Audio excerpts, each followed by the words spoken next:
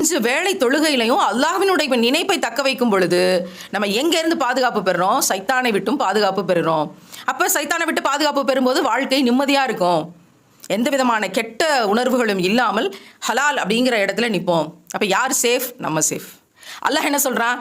என்னை நினைவு கூர்ந்து என்னை நீங்கள் தியானிக்கிறது உங்களுக்கு கடமையாக்கியிருக்கேன்னு சொல்கிறான். இதனால் அல்லாஹ்வுக்கு என்ன நிறைய போகுது? இப்போ நம்ம சைத்தானை விட்டும் பாதுகாப்பு தேடி ஒரு இன்டர்வல், ஒவ்வொரு இன்டர்வல்லையும் என்ன நடந்தாலும், எந்த மனிதர்கள் என்ன சூழலில், என்ன மோசமான சுச்சுவேஷன்ஸ், அது கடனாக இருக்கட்டும், வறுமையாக இருக்கட்டும், சோறு இல்லாமல் இருக்கட்டும், மனசில் நிம்மதி இல்லாமல் இருக்கட்டும், பிள்ளை இல்லாமல் இருக்கட்டும், வேறு அல்லாஹ் அருட்கொடைகள் தரலையேங்கிற விஷயங்களாக இருக்கட்டும், நோய்வாய்ப்பட்டு கிடக்கட்டும், நமக்கு நிறைய பிரச்சனைகள் இந்த உலகத்தில் இருக்குல்ல, இதை எது அழுத்தினாலும் அது அல்லாஹ்கிட்டயே ஒரு குறிப்பிட்ட கேப்பில் ஒப்படைச்சு ஹலாலாக நிற்கிறது.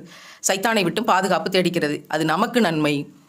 அதனால் இதை செய்ய சொல்லி அல்லாஹ் நமக்கு 5 வேளை கட்டளையிட்டு அதை நோக்கி நகர்ந்து இந்த தொழுகை அப்படிங்கிற விஷயத்தை நம்ம ஃபாலோ பண்ணுறோம்.